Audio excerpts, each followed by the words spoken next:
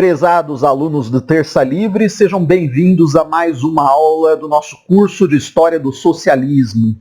Hoje nós vamos falar de um autor que é de certo modo esquecido hoje em dia, porque ninguém mais lê suas obras, mas cuja influência é muito importante, sobretudo por um discípulo que ele teve que ainda é muito influente entre nós, né? Este discípulo trata-se do Auguste Comte. Auguste Comte, que foi o fundador do positivismo.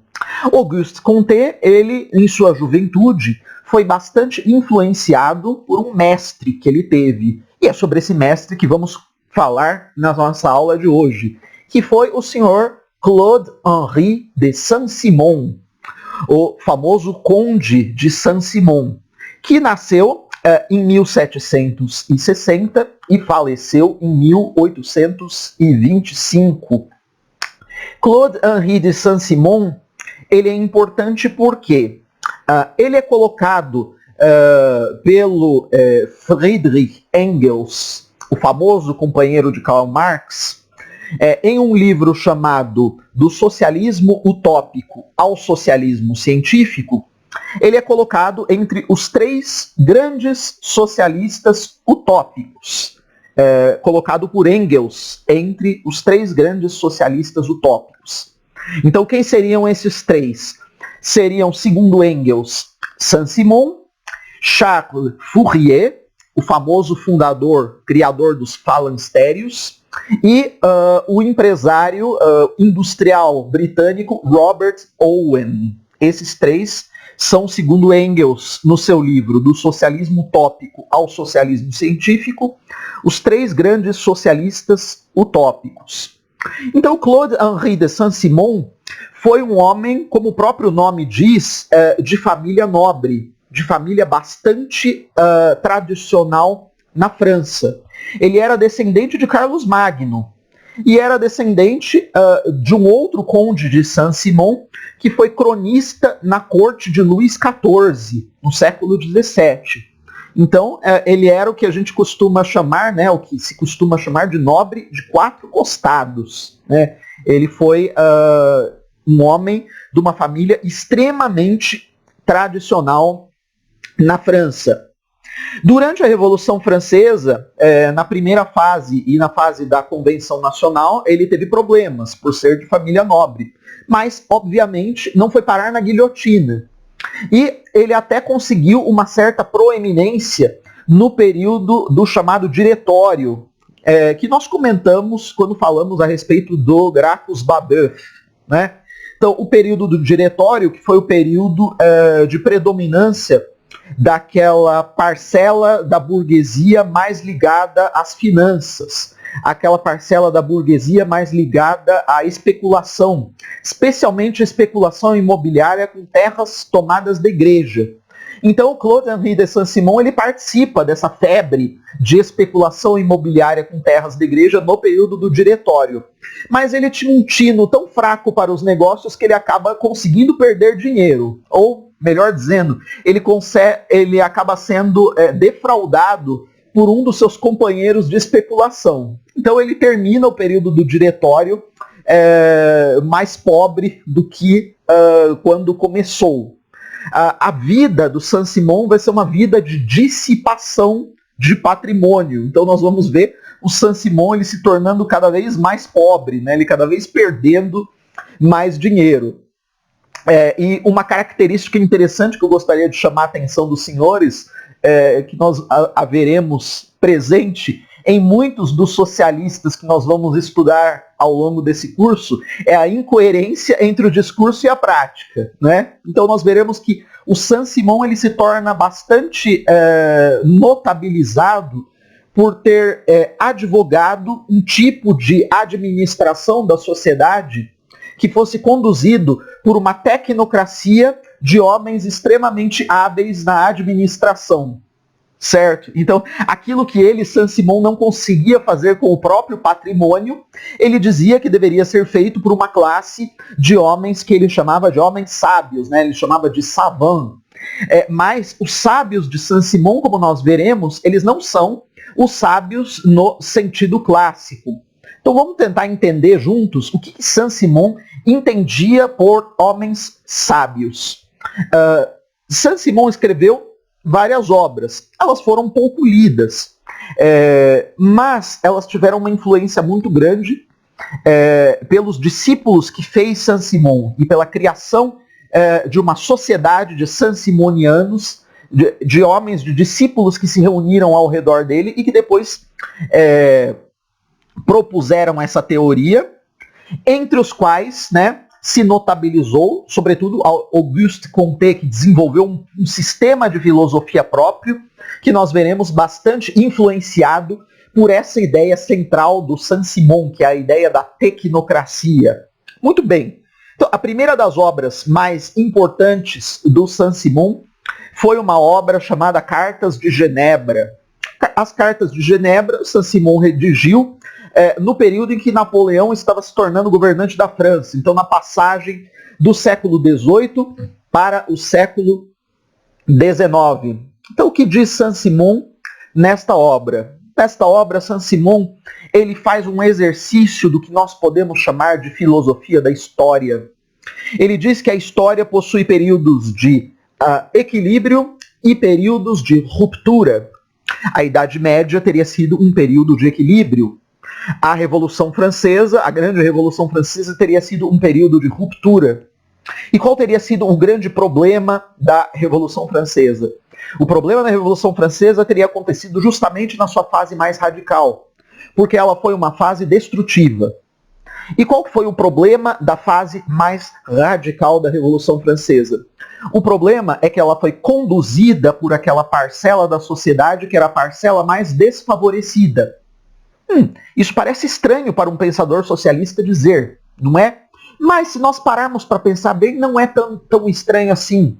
Qual é o argumento que Saint-Simon desenvolve, então, nessa sua obra?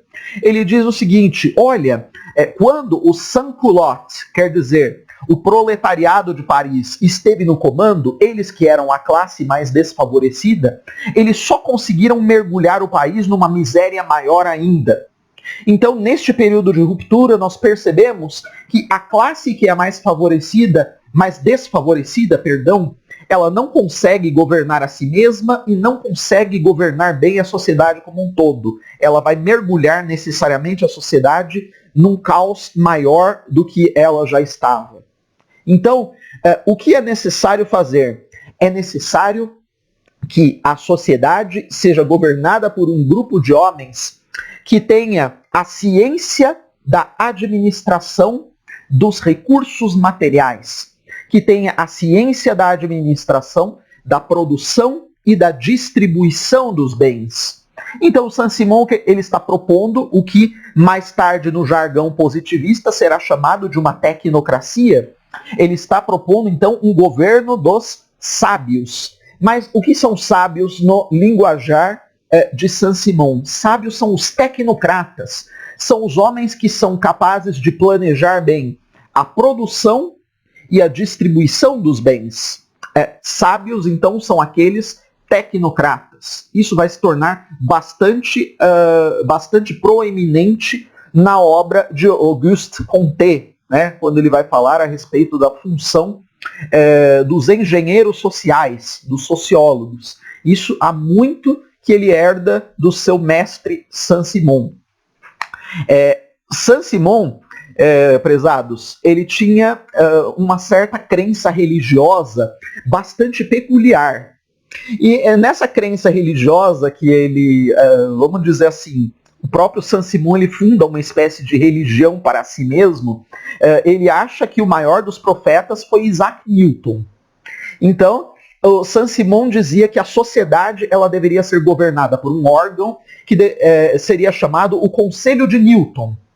E o Conselho de Newton, ele contaria com uma série de homens, cada um deles especializado na administração de uma parcela da sociedade, na administração da produção, na administração da distribuição dos bens, na administração da arte, da própria produção artística e na administração dos assuntos de política externa, de política exterior.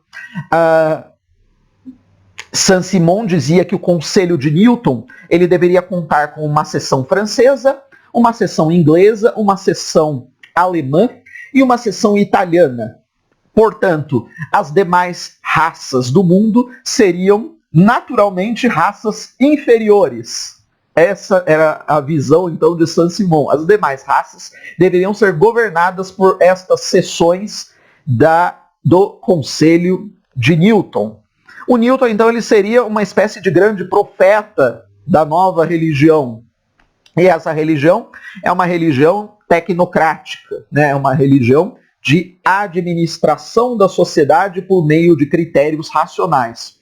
Como eu disse a vocês, o Saint-Simon, ele mesmo nunca conseguiu realizar na própria vida dele esse ideal tão elevado que possuía de administração da sociedade. Então, ele, em todos os momentos, a gente vai vê-lo perdendo o pouco patrimônio que ainda lhe restava, contraindo dívidas e pedindo ajuda para seus parentes e para amigos que estavam ao seu redor. Então, o fim da vida de Saint-Simon, ele vai morrer em 1825, vai ser um fim bastante amargo, né?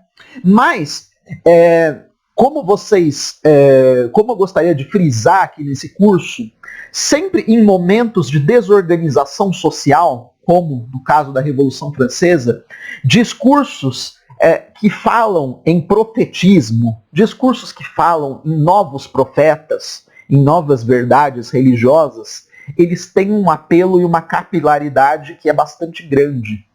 Então o Saint-Simon, ele, a despeito de não ter um público gigantesco de ouvintes, ele teve alguns discípulos que foram fiéis, apesar de desenvolver uma teoria tão peculiar de reorganização da sociedade. O Saint-Simon, ele também, eu gostaria de chamar a atenção dos senhores aqui, vai desenvolver uma ideia que vai se tornar bastante central no positivismo. É que a política, a própria política, ela deveria ser substituída pela administração da sociedade. Então, aquilo que no passado era colocado sob a influência da filosofia, a chamada filosofia política, a filosofia que pensava as questões políticas, deveria se tornar no mundo moderno assunto para a ciência da administração. Nunca é demais lembrar que o maior de todos os filósofos políticos, que foi Aristóteles, dizia que o governante deve ser o quê? Deve ser um homem dotado da virtude da prudência. E a virtude da prudência é aquela que permite decidir bem, de acordo com uma regra geral, tomar boas decisões no caso concreto. E claro, para se aprender a virtude da prudência, não é algo que não se adquire pelo mero estudo da regra geral. É necessário ter uma grande vivência e uma sabedoria para aplicar essa regra geral nos casos concretos. O homem político, o bom homem político, dizia Aristóteles, era um homem versado na virtude da prudência. Saint-Simon, então, ele está fazendo o quê? Ele está rompendo com essa tradição do pensamento. Ele está dizendo o seguinte: olha, o que os antigos chamavam de prudência não faz mais sentido no mundo moderno. Nós não precisamos mais de homens prudentes, nós precisamos de homens que saibam administrar. Por quê? Porque nós vivemos numa sociedade que está se tornando permeada pela técnica, uma sociedade que está se tornando permeada pela industrialização. Então nós precisamos, a política ela está sendo substituída pela administração. Eu gostaria de chamar a atenção aqui para os senhores, como este é um curso introdutório, esta é uma das grandes mentiras que a modernidade nos contou, né? E que ela continua contando a cada dia que passa. E a cada eleição que nós vemos, né, por cada eleição que nós passamos, nós nos deparamos com algum candidato dizendo: eu sou um bom administrador. Toda a questão, todo o problema político, ele se resume a saber administrar bem, né? Então eu vou administrar bem as empresas públicas, eu vou fazer elas gerarem lucro, eu vou colocar os recursos onde eles têm que ser colocados, né? Então eu sou um bom administrador, eu sou um gestor eficaz. Esse discurso ele vem da onde? Esse discurso vem do Saint-Simon via Auguste Comte, né? Então, e nos chega até nós, até os dias de hoje. Então, o que eu estou dizendo aqui para vocês? Eu estou dizendo que o homem político, ele até hoje, ele deve ser dotado da chamada virtude da prudência. E isto é algo que não se confunde, isto é de ordem completamente diversa da administração de uma indústria. O que Saint-Simon dizia, então, ele não se aplica à política. Esta é uma das grandes mentiras que a modernidade nos conta. Isto eu gostaria de frisar aqui com vocês, com meus alunos. No fim de sua vida, Saint-Simon foi cada vez se tornando um homem mais religioso, mais, como eu digo para vocês, com uma religiosidade que a gente pode chamar de pervertida. E o que é perversão? A perversão é o desvio do reto caminho, né? Então por que eu estou chamando a religiosidade de Saint-Simon de uma religiosidade pervertida? Porque ele inventou a própria religião. E ele mesmo, ele se achava um grande profeta. Ele se achava um grande profeta e ele dizia, olha, nos últimos anos de sua vida, perto de sua morte, quando ele já estava financeiramente arruinado e quase sem seguidores, ele começou a ter arroubos de exaltação, dizendo que ele era um grande profeta do novo cristianismo. O cristianismo ele teria que se regenerar, ele teria que ser um cristianismo novo. E um cristianismo novo que tivesse Newton como um de seus profetas e Saint-Simon como outro, né? Então, Saint-Simon, ele vai ter um discípulo bastante curioso, um homem chamado Enfantin. E o Enfantin, pouco depois da morte de Saint-Simon, ele vai fundar uma espécie de mosteiro, uma comunidade ali perto de Paris, que vai reunir admiradores e discípulos do Saint-Simon. E um desses membros da comunidade, ele um dia foi assistir uma missa na Catedral de Notre-Dame, foi lá e comungou, e depois no dia seguinte ele disse que tinha tido uma visão noturna. Então ele se dirigiu ao Enfantin e disse o seguinte, mestre, tive uma visão noturna, então eu vi que o senhor é o novo Messias. E que o senhor é o novo Messias e que vai nascer também uma Messias mulher. E que vocês vão se casar e que vocês serão o novo Cristo. Então nós estamos entrando numa nova era. É claro, o Enfantin ele achou aquilo um pouco estranho, né? Mas ele se sentiu lisonjeado e resolveu fundar uma espécie de mosteiro, onde lá os Saint-Simonianos eles tinham uma vida, vamos dizer assim, uma vida em comum, em que os bens eram tidos em comum. E aí o que eles diziam? Eles diziam, nós fazemos todo o trabalho braçal aqui, porque quando os trabalhadores vierem ter conosco, eles vão ver que nossas mãos são calejadas também, né? Claro, o Enfantin ele acabou tendo problemas com a polícia, né? Porque a polícia não olhou para aquilo e achou que ele era um perturbador da ordem pública, né? Então ele acabou sendo preso, né? Depois foi solto, e como ele era engenheiro de formação, depois ele percebeu que não ia dar muito certo sua carreira de novo Messias, e ele resolveu se tornar um engenheiro de construção de ferrovias, né? Então parece que ele terminou sua vida como engenheiro de ferrovias na França do governo do Luiz Bonaparte, na década de 1850. Então, em resumo aqui, para nós terminarmos essa aula, a influência do Saint-Simon, ela está principalmente na noção de tecnocracia, na noção de substituição da prudência do político pela administração racional da produção e da distribuição. Mais ainda, esta produção e distribuição elas têm que ser feitas por homens sábios, por administradores.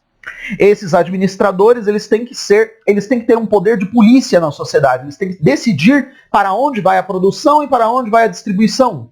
E claro, esses administradores, diz o Saint-Simon, eles não podem ser membros da classe despossuída. Por quê? Porque a classe despossuída não sabe se autogovernar. Ele, Saint-Simon, tem uma experiência negativa do período do terror. Então ele não defende uma revolução. Ele defende um esclarecimento, vamos dizer assim, uma atividade quase apologética, né? Uma apologia de um novo tipo de religiosidade, que vai ser também muito comum entre esses homens de extração positivista. Então este é o legado de Claude de Saint-Simon. E com isso nós terminamos esta aula, sempre chamando a atenção para os desdobramentos que isto vai ter na sequência. Muito obrigado por terem me acompanhado até aqui e até a próxima.